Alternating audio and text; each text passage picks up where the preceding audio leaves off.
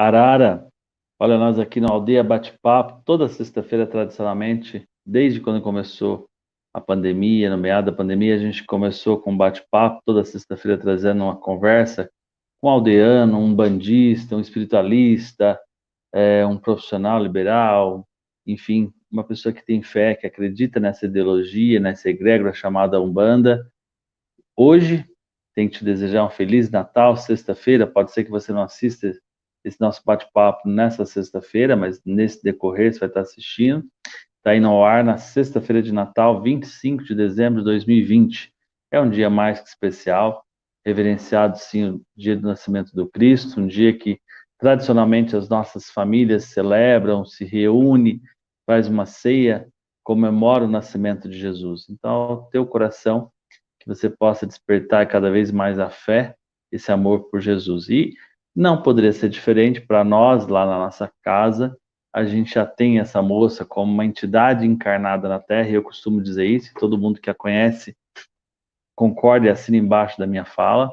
Para você que não conhece, com certeza ela vai te trazer uma inspiração, trazer ânimo para que você comece aí 2021 com bastante predisposição. Eu tenho o prazer de hoje conversar com a Elina Rosa Carranza, apicultora, mora lá em Juquitiba, trabalha na Aldeia da Mata, colaboradora, uma jovem moça disposta, sempre animada, uma disposição que inveja qualquer jovem aí de idade. Arara, minha querida, seja mais que bem-vinda. Arara Elias, né? Eu fico muito grata por estar aqui junto com você nesse dia, né? Muito especial esse dia, né? Um dia bonito, uma data linda, né? Tô de branco e vermelho para celebrar o Natal. A senhora trouxe uma árvorezinha de Natal. É, eu trouxe uma árvore. Mesmo a gente estando no período de pandemia, a gente tem que celebrar, tem que comemorar, né? Eu acho que não muda nada, né? Nós podemos não estar junto com as pessoas, mas o Natal não é um sentimento só com as pessoas, é um sentimento interno mesmo, né? De encontrar Jesus dentro de nós, né? Então, e depois a gente não está junto só com as pessoas porque a gente está presencialmente. O nosso espírito está junto com as pessoas, nossa alma se une com as pessoas. Então, nós formamos um grande elo, né? Um elo de todas as pessoas que reverenciam o Natal, para que a gente possa sentir essa força de Jesus nesse dia de Natal, né? Que está tocando os nossos corações, né? A Dorelina coordena um trabalho lindo, herdado do seu esposo, né, no Lar São Francisco, lá em Juquitiba.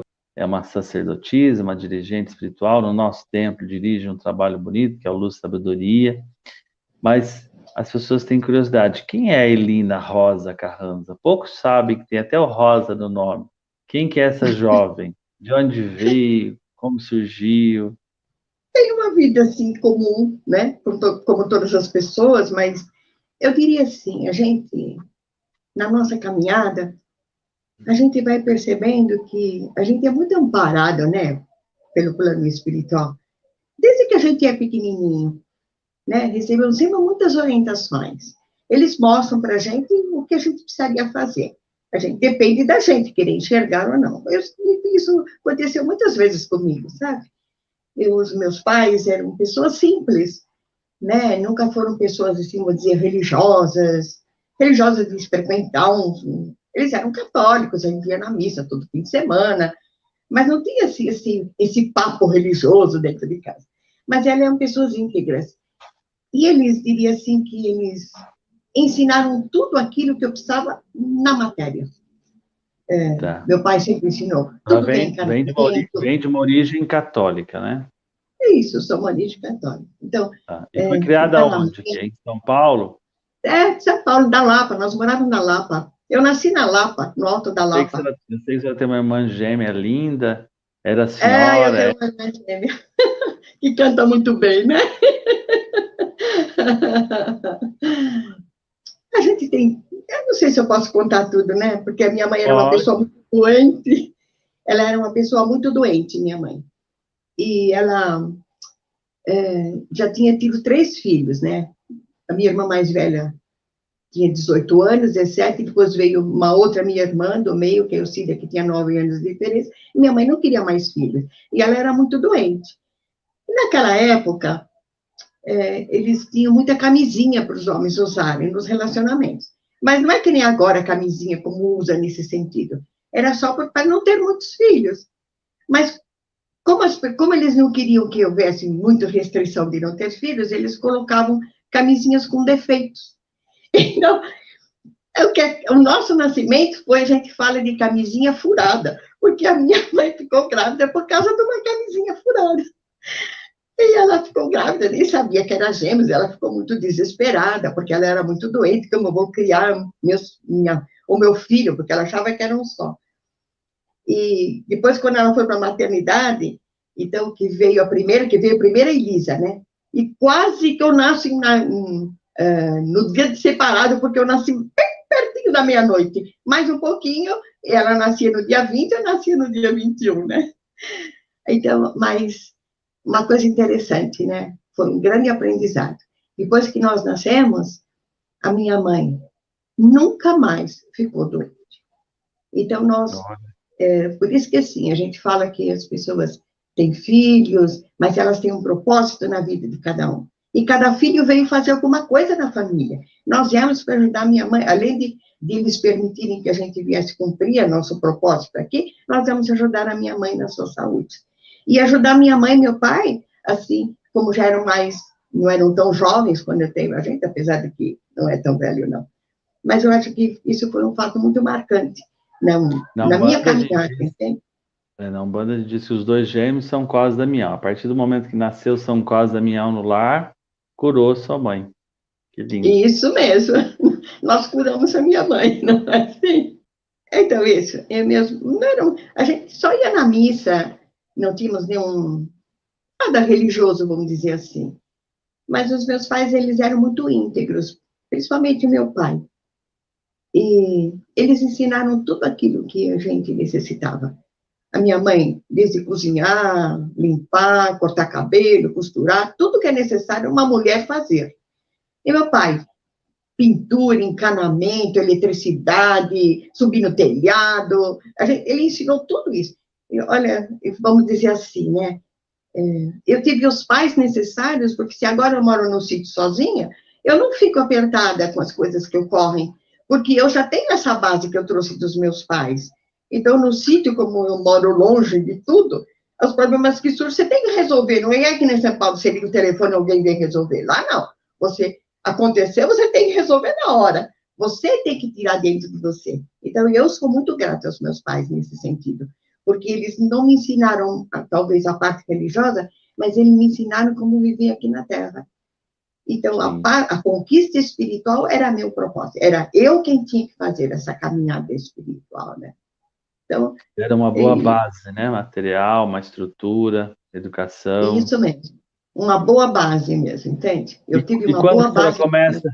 E quando a senhora começa a impregnar essa tua caminhada espiritual, a senhora que hoje tem um fervor, uma predisposição e realmente tem uma maestria para pregar, para orientar, para despertar nas pessoas o ânimo de continuar a sua vida, tem sempre uma palavra motivadora. Quando que começa a surgir esse caminhar espiritual? Nós temos um propósito aqui na Terra. E a nossa vida gira em torno desse propósito. A nossa vida é organizada para cumprir esse propósito. Mas não é assim, já entra o propósito. É assim, os acontecimentos nos vão levando a esse propósito. Por isso que eu falo que eles foram me mostrando muitas coisas que eu precisava aprender durante a caminhada, né? E quando eu casei com o Edson, nós perdemos tudo, sabe? Tivemos um desfalque muito grande de um sócio, ele tinha uma agência de publicidade e tinha um avalista, que o avalista era um amigo nosso. E nós tivemos um desfalque muito grande, então caiu em cima do avalista. Então, o sócio dele não tinha nada com o avalista, então nós perdemos tudo mesmo, entende? Veio juiz, ia ser despejado de casa, perdemos tudo, carro, a gente perdeu tudo que a gente tinha. E, olha, por isso que aí nessa época, um ano antes, meu pai tinha falecido. E ele deixou 2 casas, uma para minha mãe e uma para 5 filhas. Mas a gente não conseguia vender a casa de jeito nenhum.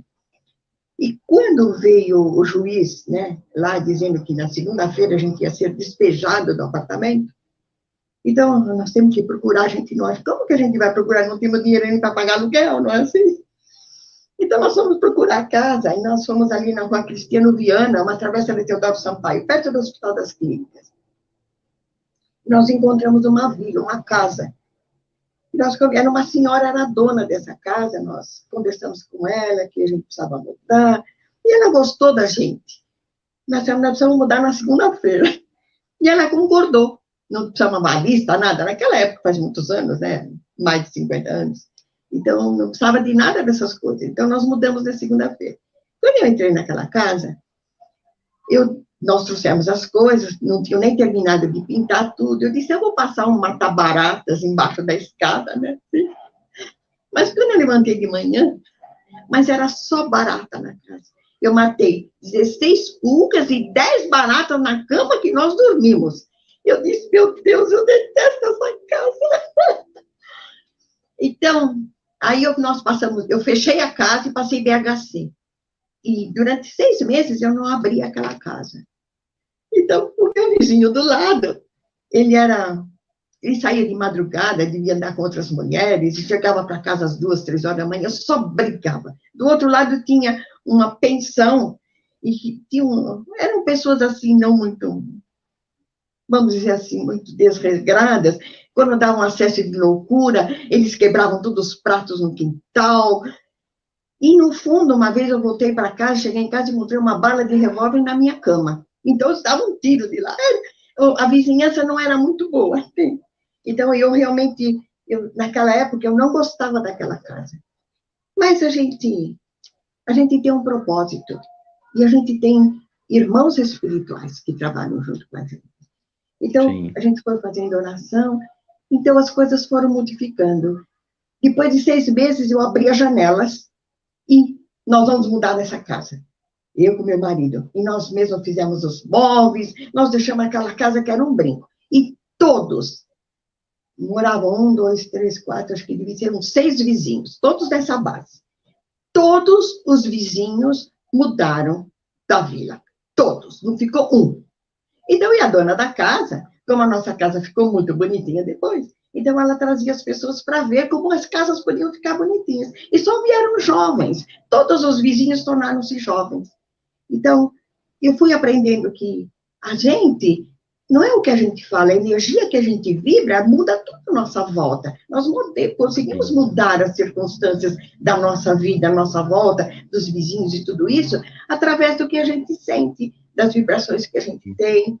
Foi nessa época que eu conheci a Igreja Messiânica. Na verdade, eu não queria ir para a Igreja Messiânica, sabe? O meu sogro, ele quis se suicidar, e ele foi socorrido pela Igreja Messiânica. Então, como nós estávamos passando fases difíceis, vamos encaminhá-los, né, para a Igreja. Não é esse o nosso pensamento, queremos sempre encaminhar os outros para um lugar melhor.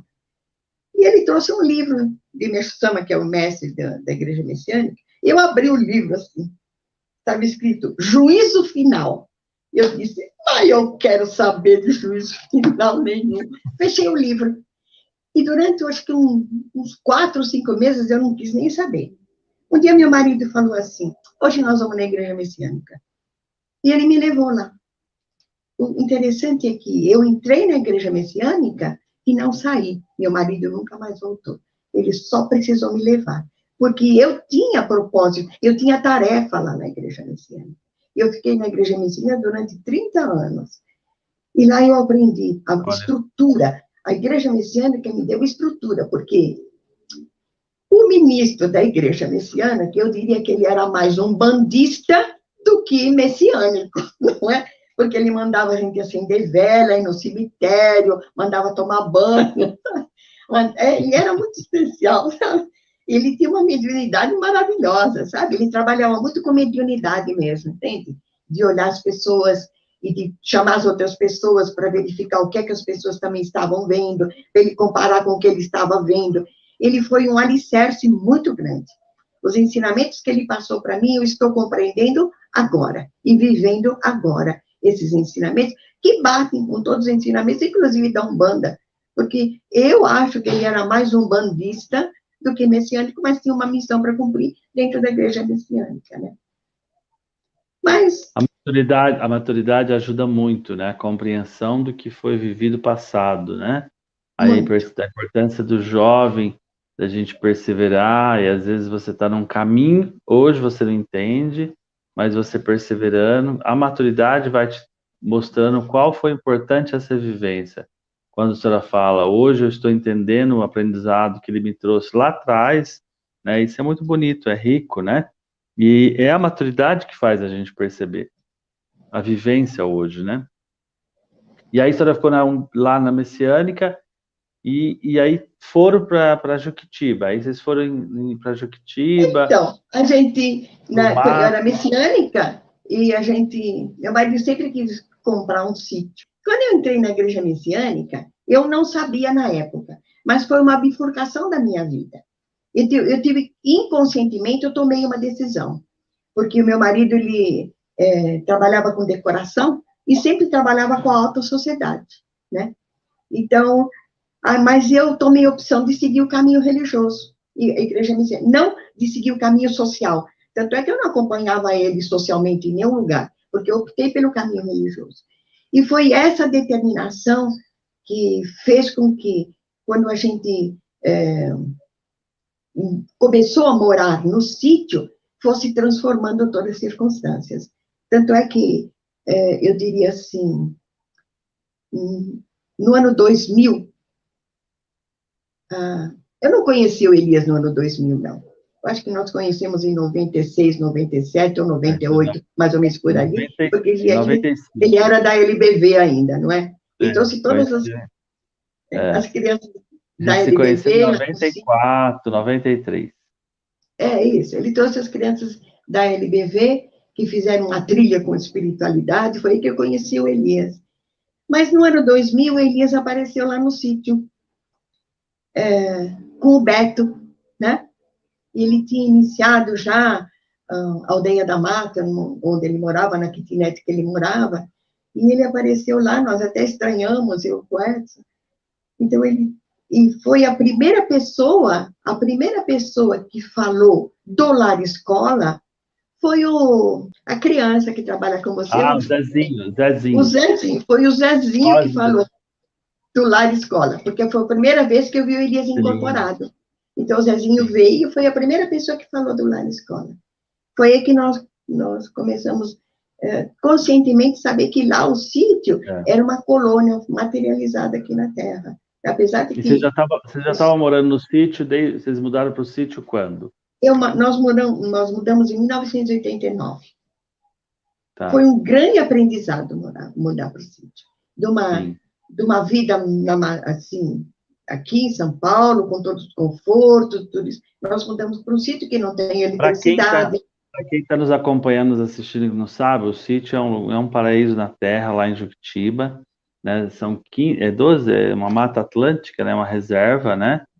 E aí, em 93, a gente esteve lá, eu fui lá, era jovenzinho, tinha 20 e poucos anos, com uma turma da LBV, umas crianças da LBV, com a dona Ruth, a gente foi fazer uma trilha, né?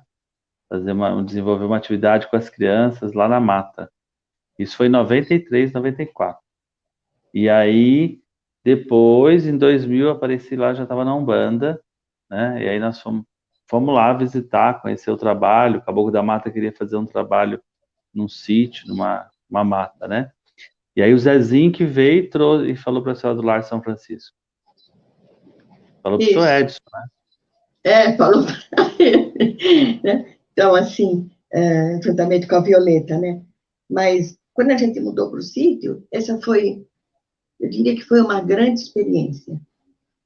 Quando a gente mudou, a gente tinha as crianças pequenas, tinha 8 e 9 anos os meus filhos, né? E lá não tinha nada, né? Nós fomos construindo tudo lá no sítio. E eu aprendi uma grande lição lá no sítio, que a gente não precisa nem o conforto da matéria para ser feliz. apesar de que nós pegamos o plano Collor e perdemos tudo também. E um dia eu estava rachando lenha, eu sempre gostei muito de trabalho braçal, então eu gostava muito de rachar lenha, cortar grama, essas coisas assim. E eu fiquei pensando, nossa, estamos tão ruim, né? Não tem dinheiro para gasolina, a gente perdeu tudo. Imagine se acontecer alguma coisa para as crianças, né? A gente não tem nem o carro, gasolina não tem carro, para a gente poder socorrer as crianças, né? Aí, de repente, eu rachando lenha, eu disse, nossa, mas eu sou uma boba mesmo, né? Imagine, as pessoas que moram muito mais afastadas do que eu, não têm carro, não têm gasolina, e vivem felizes com as suas crianças. Como que a gente fica preso às nossas coisas, não é assim? Fica preso a essas circunstâncias. Aí no dia seguinte a isso, veio um caipira da região lá, né? Ele até tomava conta de um sítio conversar, porque as pessoas vinham muito lá. Todas as pessoas da redondeza vinham lá conversar com meu marido. Não só as pessoas, porque a gente, mesmo antes do lar escola, a gente recebia muita gente todo fim de semana para fazer pizza.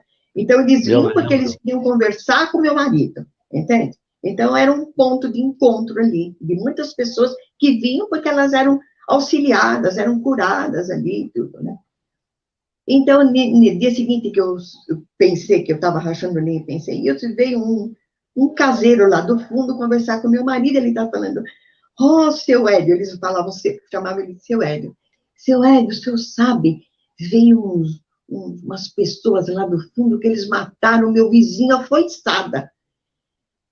Aí eu fiquei assim, nossa, na hora que ele falou isso, eu disse, nossa senhora, como que eu posso reclamar, não é? Eu tenho 2 crianças, é que essas 2 crianças não acontece nada aqui no sítio, não vem ninguém para matar ninguém aqui, e nós moramos no meio da mata. Então, foi aí que eu comecei a desenvolver o sentimento de gratidão. Gratidão por viver uma rotina, e não acontecer nada de ruim naquela rotina do dia a dia. Então, eu comecei a ver o sítio com outros olhos, e a usufruir de toda a beleza, as oportunidades que Deus estava dando, eu vivendo naquele sítio, que seria a base da minha jornada evolutiva, não é assim? Esse foi bom simplificar, mais ou menos assim, né? Então, acho que a caminhada da gente foi depois que nós conhecemos, que eu era messiânica, aí eu tinha lá de escola, e a gente conheceu o LBV, eu comecei a ficar muito confusa. Quem que eu sou, afinal? Eu sou da igreja messiânica, eu sou da LBV, eu sou do lar de escola, e eu estava voltando para casa, né, porque eu ia dedicar na igreja messiânica em Juquitiba, né, e eu tinha que dormir lá, porque não tinha condução. E eu estava voltando, eu disse, meu Deus, eu não posso mais viver nesse conflito. E eu estava dentro do ônibus, veio como um raio que estivesse dizendo assim, no mundo divino não tem separação, só siga o seu caminho e cumpra a sua jornada. Então, na hora eu disse, não, eu não vou ser mais na igreja messiânica. Eu vou continuar com o lar escola, né, e dar as aulas de Legião da Boa Vontade, só. Então, naquela época eu não conhecia nenhum banda, nada disso, né? Então, mas eu nunca senti, foi uma coisa marcante, porque eu nunca senti que eu estivesse traindo o Meixo Sama. Eu nunca senti que eu fiquei com a consciência pesada porque eu deixei a igreja messiânica. É porque eu acho que a gente vai passando por caminhos que a gente precisa para a nossa evolução espiritual. A gente fica muito preso às coisas, achando que é só nesse caminho. Isso não quer dizer, isso é nossa estrutura, onde que nós temos que caminhar. Então, eles me ensinaram naquele ônibus que eu precisava seguir o meu caminho. Eu tinha uma base, mas uma base aqui, e eu precisava estruturar essa base aqui embaixo. Não tinha aterramento essa base daqui. Eu precisava de aterramento que era a vivência dessa base daqui. Aí veio o lar escola, aí depois do ano 2000, não é assim, que veio o Elias, ele começou a trazer, ele vinha muito lá no sítio, né, com as pessoas que vinham lá pela primeira vez para conversar com o Edson, tudo, né, e eu diria que naquela época eu era só uma sombra, né, porque quem realmente falava tudo era o meu marido, eu ficava só cozinhando, assim, mas... Era a sustentação. né? Não, Era mas sustentação, era trabalho, todo o carinho, todo o amor, o acolhimento que a senhora dava era igual. é, e eu falei da bifurcação porque o Caboclo da Mata falou para mim que foi pela tomada das minhas decisões que eu merecia estar no lar escola. Então, quando eu tomei a decisão dessa bifurcação, de seguir o caminho religioso, eu estava determinando a minha jornada. Por isso que eu pude estar no lar escola e servir no lar escola, né? Então, diria assim, o que fez?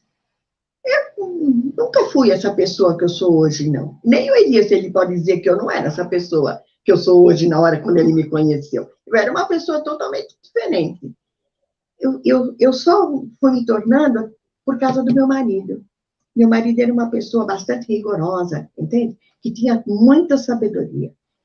E ele era determinado no que ele fazia. E um dia nós fazíamos sempre o evangelho, às 6 horas da manhã, às 6 horas da tarde. E era ele que falava, porque era ele que sabia explicar as coisas, sabia explicar o evangelho. E eu e meus filhos, nós sempre estávamos ouvindo. Somos os ouvintes, né? Assim. E um dia ele chegou e falou assim, a partir de hoje eu não abro mais a boca. E quando ele falava uma coisa, ele fazia mesmo. Então, a partir daquele dia, ele não falava mais nada no evangelho. Mas não quer dizer que nós tínhamos que falar. Nós fizemos até uma escalinha. Hoje sou eu, de manhã é o meu filho Anderson, amanhã cedo a minha filha Elaine, depois vou eu. Então, isso o que ele fez? Esse rigor dele fez com que a gente começasse a tirar a sabedoria interna para fora. Nós começamos a raciocinar de forma diferente, para a gente poder tirar tudo que a gente tem para fora, porque todo mundo tem a mesma sabedoria. Ela só precisa ser vivificada através do exercício das pessoas, da prática das pessoas, né? Eu diria que, aos pouquinhos, a gente foi aprimorando isso, né? Não só eu recebi as pessoas, apesar de que quando meu marido estava vivo, não era eu que dirigia o evangelho, nada. Eu mais fazia comida, eu recebia as pessoas, não é assim? Dava meu suporte, como falou o Williams, Acolhia. a minha sustentação. Então, então eu diria que só depois que o meu marido fez a sua passagem para o plano espiritual, é que eu comecei a ser a nova Elina. Porque, como todas as pessoas que perdem alguém, elas perdem a sustentação daquilo que os outros fazem. Porque, às vezes, a gente se ancora muito nas pessoas e a gente se omite de fazer as coisas porque tem o outro que faz. Quando meu marido foi embora, não tinha mais ninguém. Tinha o lar escola, eu tinha 2 jovens adolescentes, não eram tão adolescentes, mas eram, não é, jovens ainda, que não eram casados, nada. Nós vivíamos no sítio. Então, eu precisei assumir as responsabilidades. E a avó Benedita, ela falou para mim assim, oi, Lina, aproveita essa oportunidade e reencarna. Foi o que eu comecei a fazer. Reencarnar encarnado. Cada dia tem que ser um novo dia.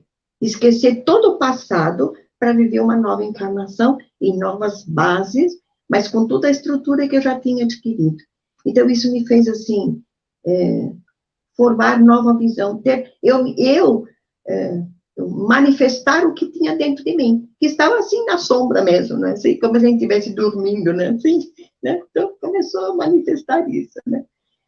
E depois que meu marido faleceu, o Elias, né, ele foi o grande apoio que eu tive, porque ele trazia o grupo das pessoas lá, então nós fazíamos evangelho, começamos o evangelho depois que na aldeia da Mata, começou o evangelho, essa estrutura também começou lá no Lar Escola, porque nós fomos formando grupos, e aos pouquinhos, esses grupos foram cada vez se ampliando, e ele vinha sempre com os grupos, e a gente ia trazendo. Depois que o meu marido faleceu, porque, na verdade, eu nunca tive conhecimento da Umbanda. Eu vou até dizer que quando eu passava numa casa de Umbanda, eu não gostava daquele cheiro de Umbanda. Então, nunca tive, mas a gente tem, eu não incorporo, nem ouço, nem vejo, relativamente, né? Mas uma coisa muito importante eu aprendi. Quando eu conheci a igreja messiânica, E quando eu fui receber, a gente recebe o Icari, né, na igreja messiânica, eu via muito na janela do meu quarto espíritos com faca na mão que queriam matar meu marido. E quando eu fui receber o Icari, era num sábado. Eu estava trabalhando, eu estava fazendo um negócio com repolho, e toda a água fervente caiu em cima da minha mão. Mas eu não podia parar, né? Eu passei uma pomada. E fiquei atrasada, eu vou tomar um táxi. Eu tomei um táxi, e o motorista do táxi falou assim, quando eu entrei, ele falou, o primeiro carro da minha frente eu vou bater. Meu coração ficou na mão. Mas ele só tirava fina do carro. Eu vou bater em alguém hoje. Eu disse, meu Deus, será que eu vou chegar nesse carro? E quando chegou na Avenida Paulista, o carro quebrou. Ele falou assim, espera um pouquinho que eu vou consertar o carro. Aí eu disse, não, pode deixar não, que eu vou de ônibus quando eu preciso. É assim, quando você entra num propósito, numa religião, não importa, em qualquer lugar, você vai dar um salto quântico. Você vai subir um degrau. E você vai ter aqueles que não querem que você faça, pelas egrégoras que você mesmo forma. Eles não querem, então eles vão criar tumultos. Mas se você for determinado, você vai conseguir, porque a partir desse dia, nunca mais apareceu ninguém na janela querendo matar meu marido. Porque nós subimos um patamar. Então, isso aqui é como se fosse uma iniciação mesmo, né? A gente sobe um patamar e aqueles do patamar de baixo não conseguem mais nos atingir, né? Então... Vamos mudando o padrão vibratório, né? A nossa frequência, né? Isso mesmo, né? E aí, nessa trajetória, para quem te conhece, quem sabe, né? O quanto a senhora é uma cabocla valente, lá no sítio, como a senhora já falou agora há pouco, tem que tomar iniciativa, tem que arrumar isso, arrumou aquilo. Quem mora no sítio, na roça, quem tem uma casa de praia, quem tem uma chácara, sabe que não é tão simples assim, né? Não. Tem toda uma manutenção, todo o trabalho. E aí tem essa força espiritual que as pessoas veem na senhora, e essa sua força física se dedica, já não é tão jovenzinha mais, o cabelo já tá branco, né? Tudo bem que só pinta ele de branco, mas ele já não está tão jovem. Essa força toda, e aí a senhora vai lá, mexe com a abelha, produz o mel, para quem não sabe, a Dorelina que é apicultora, que vai lá, colhe o mel, prepara a pomada, lida com as serpentes lá no sítio, né? Esse ensejo e tudo isso, por outro lado, assim, a gente tem, eu acredito muito que a gente tem a missão, tem essa proposta que a senhora está falando, esse amparo, né? Essa força da senhora, de onde tira, de onde vem essa coragem, né? Não só a coragem de morar no sítio, porque isso a gente se adapta, mas de estar lá, mas de enfrentar, de tomar essas iniciativas, de assumir a responsabilidade. Até hoje é uma desbravadora, é uma mulher que inspira muito. De onde vem essa força? Eu penso assim, eu acho que eu sou muito sustentada, muito protegida. Então, eu sempre senti que eu vim aqui nessa encarnação para trabalhar mesmo, entende? Não é para servir, não para ser servida. Eu sempre senti isso. O meu objetivo era servir. Então, e quando a gente estava morando no sítio, eu descobri algumas coisas muito importantes, que a gente não pode se ligar ao medo das coisas. A gente não pode ter medo nem dos desafios. Uma vez, eu trabalhava lá no Lar do Caminho, nas aulas da Legião da Boa Vontade, e nós chegamos lá e as pessoas, uma das filhas das funcionárias tinha sido agredida por uma pessoa de balada, entende? Que quase estrupou ela, tudo. E eu escutei só. Mas quando eu voltei para casa, que eu ainda até dediquei na igreja missão, eu voltei à meia-noite. E eu nunca tinha medo de andar sozinha na mata. Mas assim que eu desci o ônibus, eu comecei a ficar com medo. E eu vim dizer assim, mas por que será que eu estou com medo, né? Mas eu vim descendo, você tem que andar na mata, você vai ficar parada por causa do medo. Vim descendo. Mas quando chegou de noite, eu sonhei com esse homem. e toda a falange que ele tinha. Na hora que eu acordei, eu disse assim, nossa, se eu ficar com medo desse espírito e sua falange, eu tenho 2 adolescentes. Eu vou atrair isso. Sabe, como se o mundo espiritual estivesse me ensinando. Não fique com esses pensamentos. Não entre em vibrações negativas. Não tenha medo das coisas que é o que você vai atrair. Então, esse foi um ponto muito marcante para Não que... alimentar o medo. Não entendi. Não alimentar o medo. Não alimentar o medo. O medo, ele se avoluma muito. Você cria coisas inimagináveis quando você está com medo, que nem existem. Não é verdade? Então, não alimente o medo. Fique sempre do lado protegido. E uma das coisas que mais me faz eu sentir força e não ter medo dessa circunstância é a natureza. Os seres da natureza, eles são de grande proteção na sua vida. Eles estão sempre te protegendo, como se fosse uma armadura de proteção. Então, eu sinto que essa armadura me protege lá no sítio, para me enfrentar aquilo que eu preciso fazer, o que eu preciso. Você está lidando com a natureza. Ela é uma energia viva que você faz parte dela. E você está protegida com ela como você pode proteger a natureza.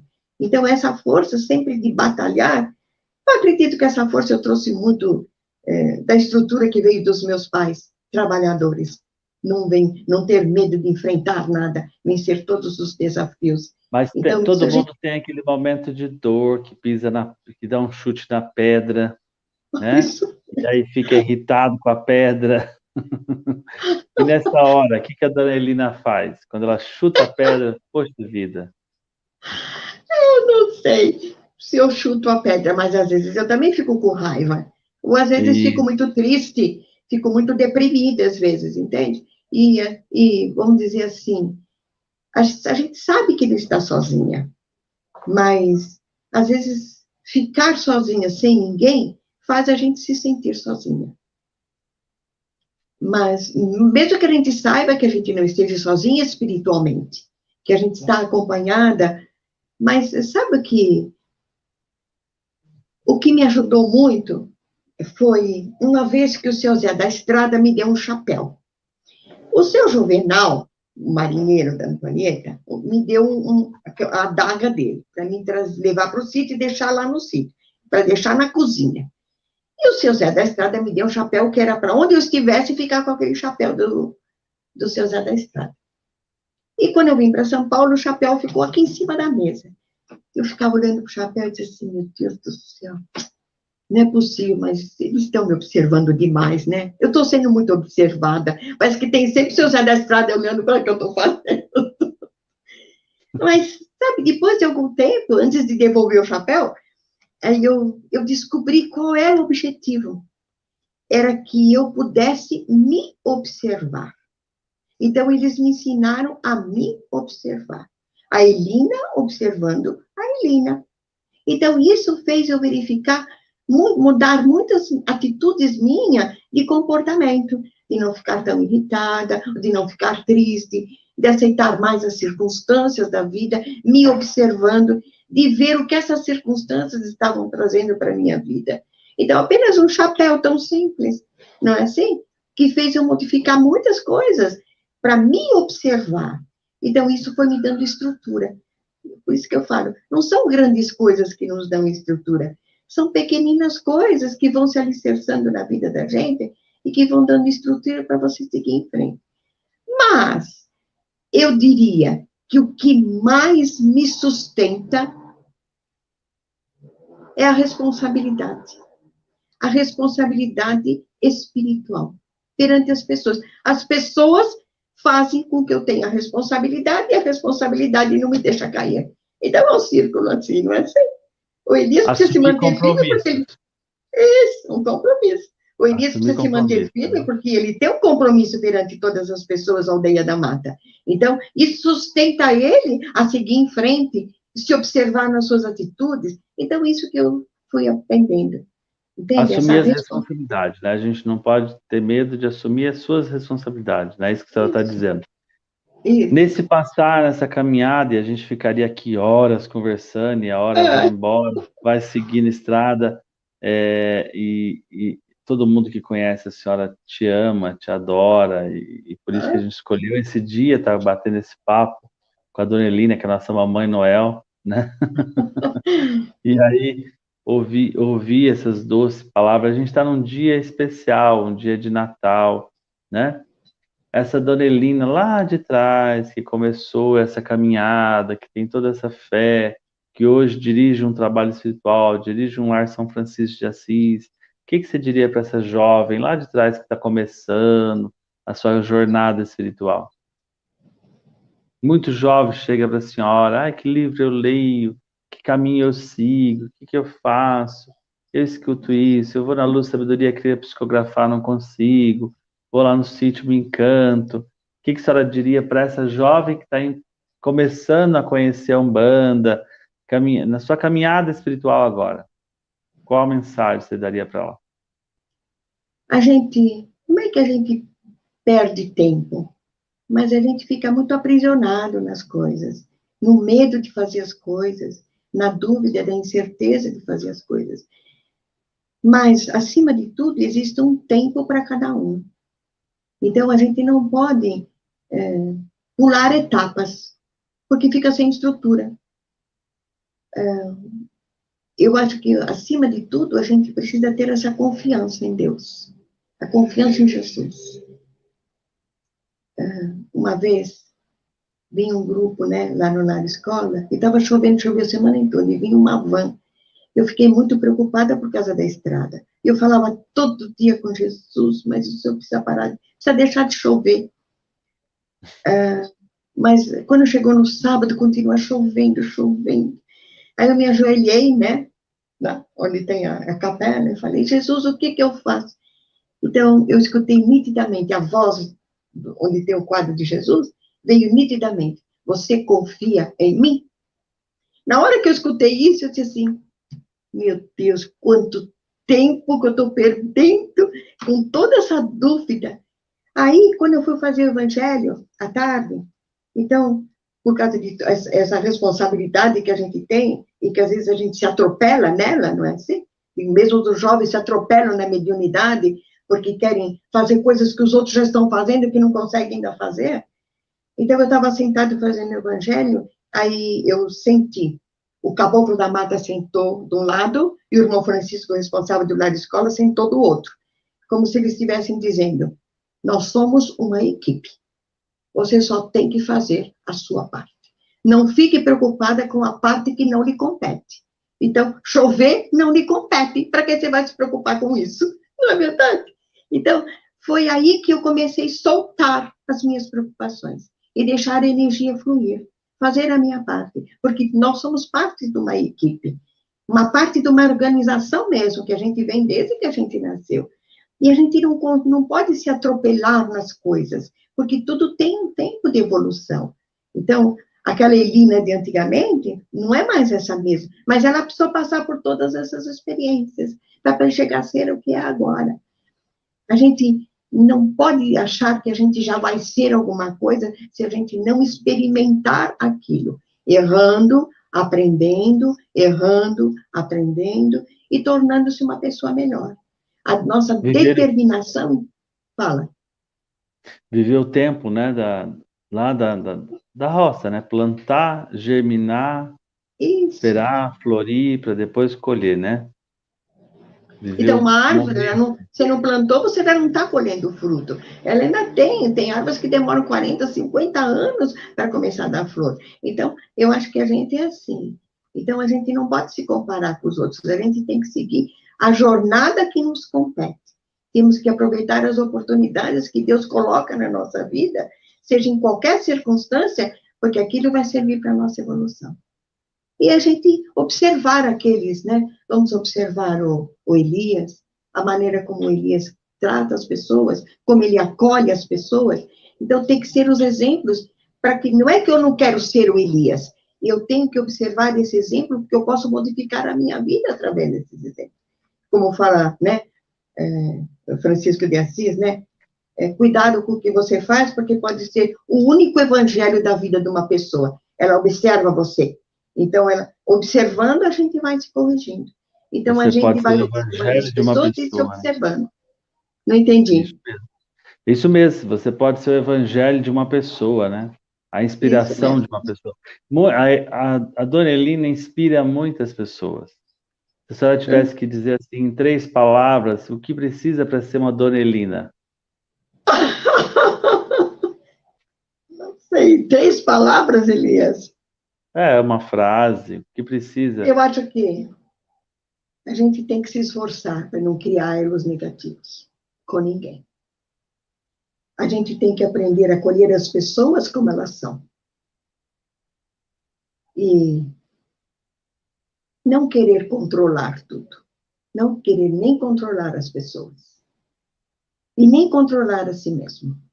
Eu acho que a gente tem que aprender a deixar Deus no comando da nossa vida, para que a energia possa fluir. Nós temos que movimentar a energia de acordo com a vontade de Deus, seja em qualquer circunstância que você esteja vivendo. Existe um propósito para você viver aquela circunstância, que você pode não enxergar, mas é aquela circunstância que está te curando naquilo que você precisa ser curado. Então, eu Que bonito. não queria.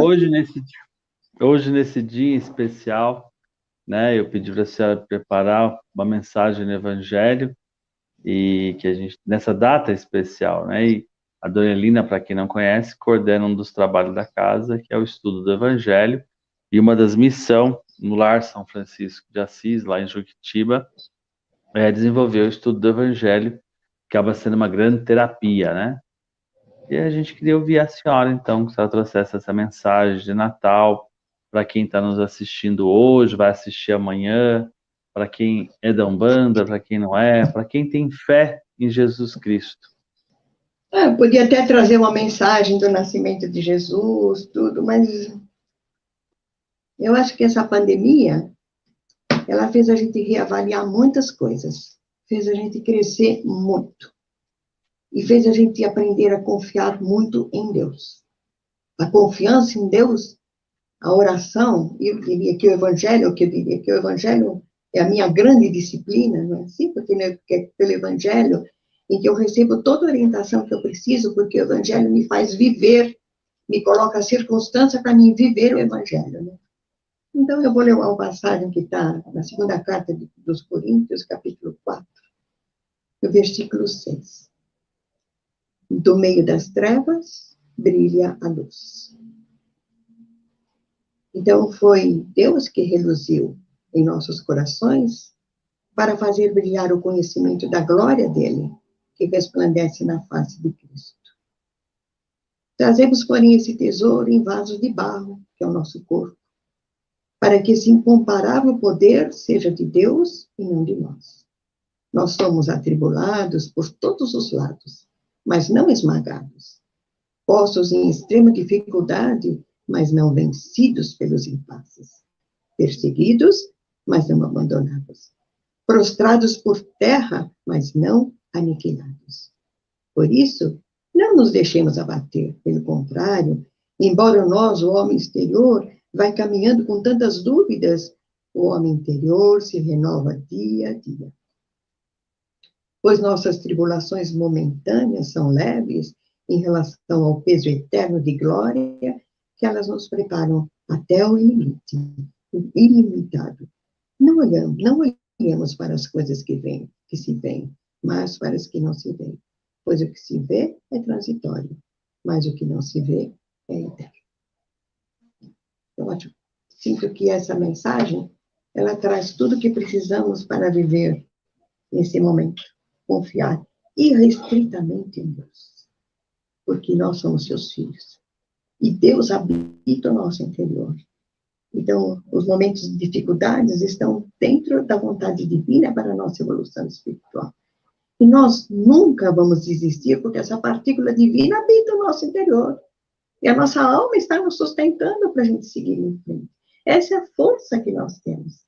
Os nossos corpos de luz, a nossa alma, o nosso eu superior, não importa como as pessoas chamem, eles estão sustentando a gente nessa caminhada, para que a gente possa realmente não desistir nunca, não desanimar.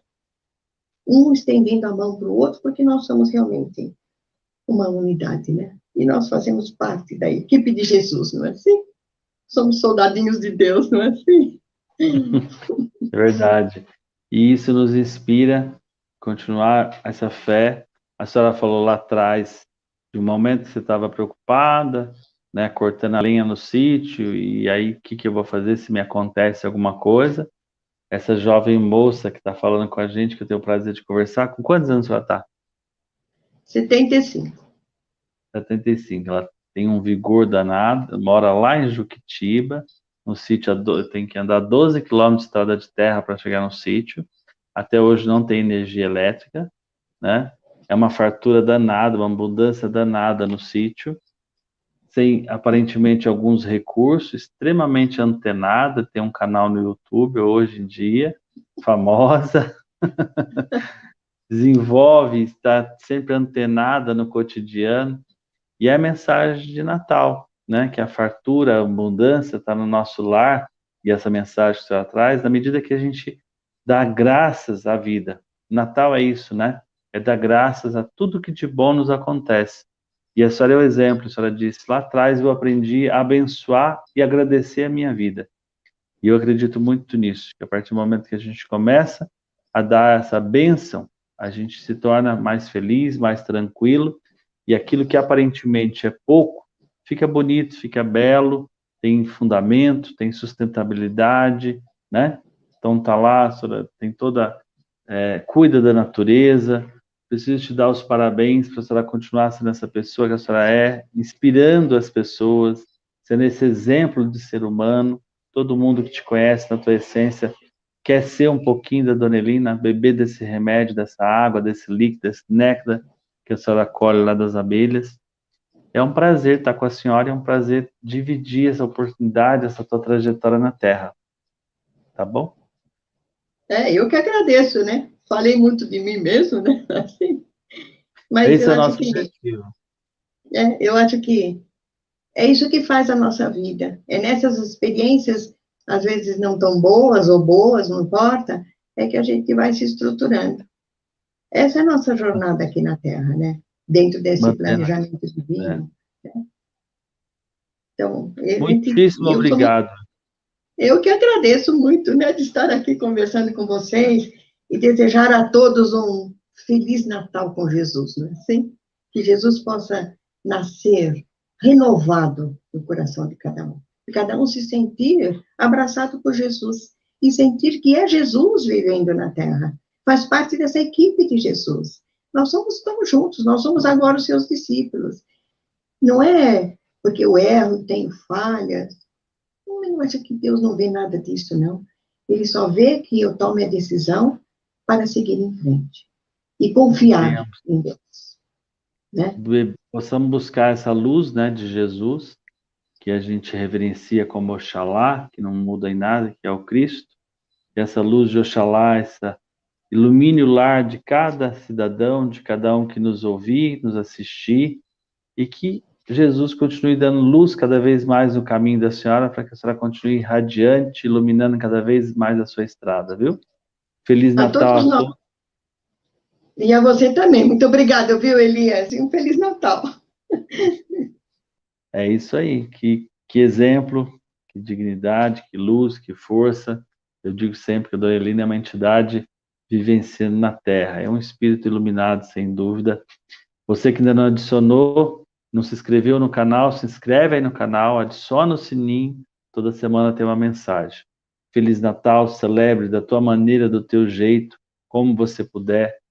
Faça uma oração, faça uma reza, acenda uma vela, coloque um copo de água, dedica um minuto realmente hoje para se elevar ao nascimento de Jesus e agradecer toda a dádiva, toda a graça, toda a ceia farta que você já tem na tua vida. Arara.